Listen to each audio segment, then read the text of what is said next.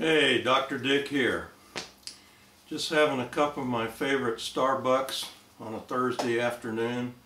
And the reason I'm having Starbucks this late in the day is I was up until 3 a.m. last night putting the final touches on my 2009 income tax returns. Now, I'm about 6 months late, and that's because I always apply for the automatic extension. And this year I pushed it right up to the limit with a day or two to spare before I turned in my taxes. But I thought I'd talk about taxes today because taxes are on everybody's mind. Of course, here in the USA we're in the middle of a midterm election, and so we get to watch all the really nasty political ads where each side blames the other. One says, you know, you're conducting class warfare. The other says you're letting the rich get off scot-free. So I thought I'd just educate you a little bit about taxes and so on. I could go on philosophically for an hour, but I won't do that. Okay, what is it about taxes that gets people so worked up and so in the notion that somehow they're not being treated fairly, because everybody feels like I'm paying too much taxes and those other guys, whoever those other guys are not paying enough. We all know that if government is going to do anything, they do have to collect money. The question is, you know, what are they doing with that money? Are they wasting it? Are they spending too much? Spending not enough on the things that we want to spend it on? And so on. The fact is that some 45% of the people in the USA don't pay any taxes at all, at least not once they file their returns. They may have taxes taken out of the payroll, but they get them back at tax time. And the top 10% or so of wage earners actually pay something like 75% of all the taxes that are collected. Don't quote me on those numbers because they're not exact. I know that.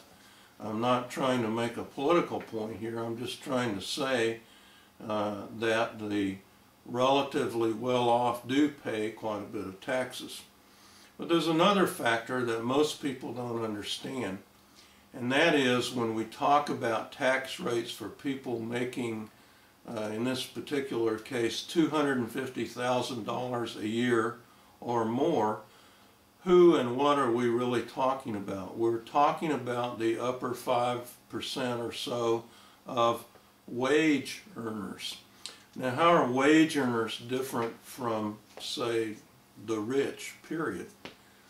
Do the rich really pay any taxes? That's the question. That's the title of this video. Why is it the rich don't pay their fair share, or whatever you want to call it, of taxes? Why is it that they pay, in many cases, almost no taxes at all? Frequently people will say, well, that's because they get all these loopholes and that kind of stuff, and that's why the rich are protected from paying taxes. But I'm going to show you something a little bit different after I have one more sip of Starbucks.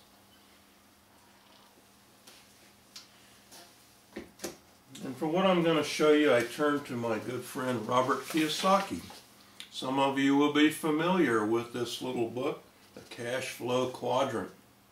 If you haven't read it, go out and buy yourself a copy at Amazon, Barnes & Noble, or somewhere and read it. It's really an eye-opener. It certainly opened my eyes when I read it. And on the front of this book, there's a little diagram that is, in fact, the cash flow quadrant. Now, you can't probably see it very well on the video. And so I took a little license, went on the web, found out a black and white copy that I can kind of hold up to the screen and hope you can see it. The cash flow quadrant just refers to the 4 ways people actually have cash flowing into their lives. In other words, how people earn money. There's an E, an S, a B, and an I. And there's nothing wrong with any of the 4 quadrants in terms of a way to make money. It's just that they're treated very differently at tax time, and they're also each has its advantages and disadvantages. E is employee, if you haven't read the book. And employees are people who work for somebody else. They're wage earners. If you fill out a U.S. Form 1040, one of the very first lines on there is called salaries and wages. This is the form of income that is taxed the highest in the USA. And that's part of the problem with this whole argument about upper income tax brackets, is it really only refers to people who are in the E quadrant. The second quadrant is the S quadrant, and that stands for self-employed or small business.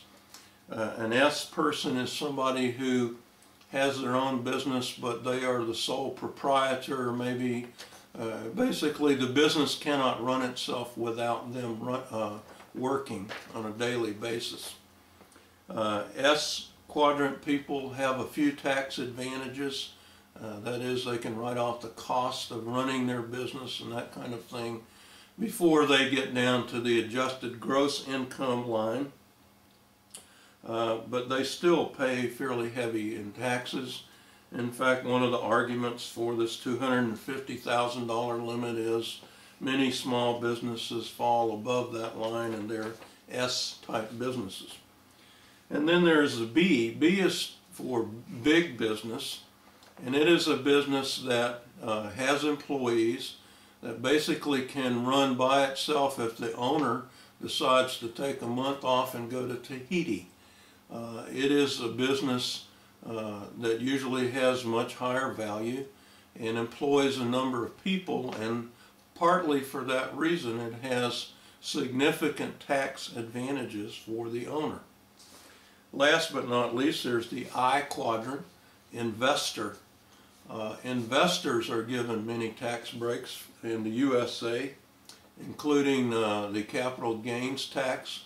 If you hold a capital property for longer than 2 years, you're allowed to only be taxed on half of the increase in value when you sell it.